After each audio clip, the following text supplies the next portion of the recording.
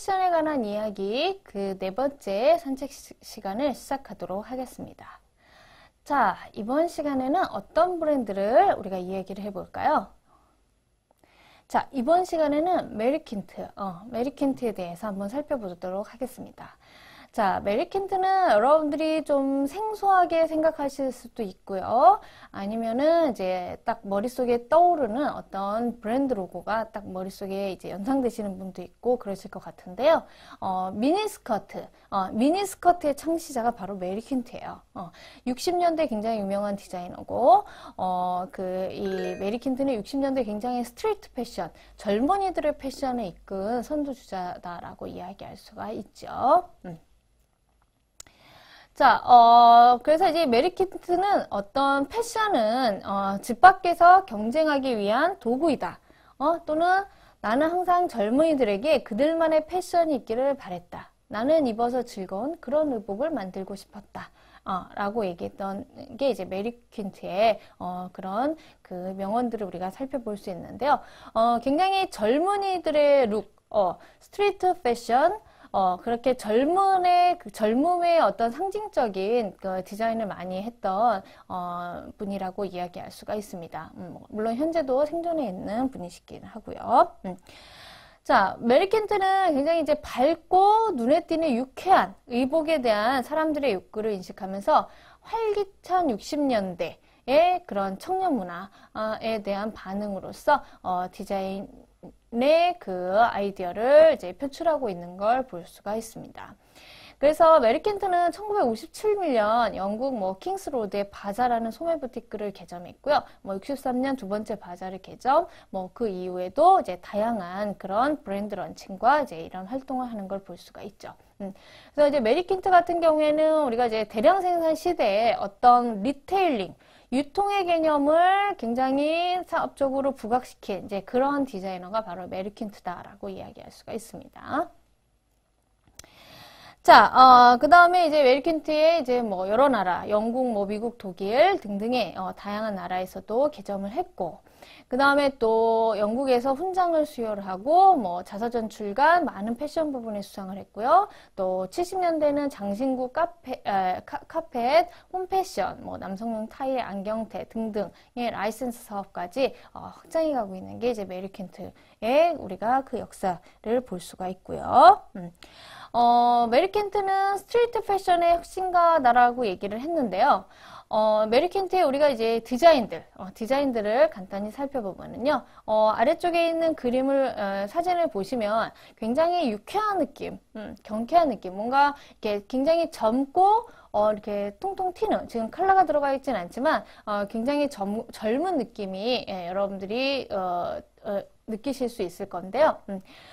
메리킨트는 독특하지만 단순하고 깔끔한 다소 아동복과 같은 젊고 신선한 의복의 디자인들을 많이 했어요. 그래서 어떤 스카프라든가 모자, 주얼리 등 액세서리 뿐만 아니라 어떤 독특하고 기묘한 잡동사니들로 반체제의 정서를 표현했죠. 그래서 굉장히 이제 스트리트 패션의 혁신가다라고 얘기하는 거, 스트리트 패션이라는 자체가 어떤 기성 패션의 반함, 어떤 하위 문화에서부터 출발한 그런 패션이라고 우리가 얘기할 수 있기 때문에 이런 반체제의 정서를 표현했다라고 이야기를 하고요.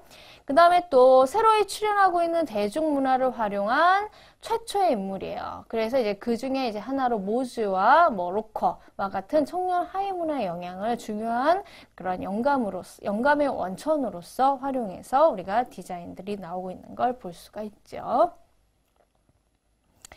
자, 미니스커트는 60년대 청년혁명의 아이콘이에요. 현재까지도 굉장히 많은 사람들로 하여금 인기가 있는 아이템 중에 하나가 미니스커트죠. 그래서 젊은 여성들을 위한 즐겁고 섹시한 의복으로서 이제 런던 스트리트 패션의 중심지가 되도록 길을 열은 사람이 그 메리킨트고, 또 메리킨트는 샤넬처럼 입기 편한 단순한 형태와 구조의 의복들을 디자인을 많이 했습니다. 샤넬이 이제 처음 디자인한 옷들을 보면 저지 드레스나 이제 이런 옷들을 보면 보면 굉장히 뭔가 이렇게 그 단순한 느낌을 우리가 많이 볼 수가 있는데 이제 그런 디자인들을 많이 했죠. 그래서 메리 퀸트의 이제 의복을 디자인한 옷들을 보면 굉장히 단순한 뭔가 디테일이 복잡하지 않은 이제 그런 디자인들을 우리가 많이 볼 수가 있습니다. 자, 또 의외의 패턴의 밝고 터무니없는 컬러들을 조합한다거나 또는 패션 란제리를 도입해서 도입한 최초의 디자이너가 바로 메리 퀸트라고 볼 수가 있죠. 네, 그리고 이제 메리 퀸트는 의외의 패턴에 밝고 터무니없는 이제 컬러들을 조합한 이제 그런 것들 그런 의복들을 우리가 많이 볼 수 있어요. 그래서 뭐 기하학적인 무늬라든가 이제 패턴이라는 거는 기하학적인 무늬, 뭐 우리가 도트 무늬 뭐 이런 것들을 이용해서 굉장히 경쾌한 분위기들을 많이 연출한 그런 디자인들을 볼 수가 있고요. 또 패션 란제리를 도입한 최초의 디자이너가 바로 메리 퀸트예요. 그래서 이제 란제리에도 어떤 패션성을 가미한 이제 그런 그 디자인을 선보였죠. 자, 그 다음에 이제 그 메리 퀸트는 부티크 패션의 뭐 창조자다, 퀸트룩이다, 뭐 이런 표현을 많이 쓰는데요. 일시적으로 이제 이 메리 퀸트는 리테일링에 굉장히 이제 혁신적인 부분을 부여했던 부분으로 굉장히 높이 우리가 살만한 배울 만한 점이라고 볼 수가 있는데요. 메리 퀸트는 이제 일시적으로 유행하는 상품들로 회전율을 높여서 6주마다 자신의 스타일링에 변화를 주었다라고 얘기를 해요. 그러니까 요즘에는 뭐 패스트 패션이다라고 얘기를 해서 그런 이제 회전율을 굉장히 높여서 가는 것이 있었지만 그 전에 이제 부티크 패션에서는 이런 기성복 그 산업과 같이 빠르게 회전하는 그런 것들이 아니었는데 메리 퀸트는 어떤 리테일링의 이제 개념을 가지고 굉장히 빠른 시간마다 상품 회전율을 높여주고 자신의 스타일링의 변화를 준 거죠. 그렇기 때문에 어떤 꾸띠를 디자인해서 기성복으로의 어떤 전환을 알리는 어떤 신호의 역할을 했던 게 바로 이제 바자라는 이 메리 퀸트의 샵에서부터 우리가 살펴볼 수가 있습니다. 자, 그래서 이제 메리 퀸트의 이제 샵은 편안한 쇼핑 공간을 제공함으로써 하는 패션, 또 리테일링에 있어서 혁신적인 접근을 하고요. 또 바자는 전통적인 그런 부티크 매장과는 달리 굉장히 쇼핑을 즐길 수 있는 공간으로서 사람들한테 인식하게 되었다라고 얘기할 수 있습니다. 자, 그래서 또한 이제 부티크에는 커다란 음악 소리, 그 다음에 와인, 또 매장은 끊임없이 새로운 디자인을 보여주고 이런 것들에 대한 이제 마케팅을 했고요. 또 가격은 전통적인 패션하우스는 굉장히 비싸지만 그거에 비해서는 저렴하고 그러나 의복의 수준, 퀄리티는 높은 수준을 유지하는 그런 이제 제품들을 선보였죠. 자, 그래서 제품의 디자인뿐만 아니라 제조, 유통, 홍보 이런 것들에 대해서 다 관심을 갖게 되었고 그것은 바로 패션 리테일링의 발전에 기여할 수 있는 이제 부분이 되었다라고 볼 수가 있고요. 그래서 대량 생산 방식으로 이제 전환하고 기성복 산업에 이제 기반이 되었고 그 다음에 이제 모델들이 무대에서 뛰어다니거나 무대 아래로 점프하도록 뭐 이렇게 다양한 그런 그 퍼포먼스를 이제 보여주면서 어떤 홍보라든가 이제 그런 곳에도 굉장히 이제 영향을 미쳤던 그런 아이디어를 표출했던 그 디자이너로서 우리가 알고 있습니다.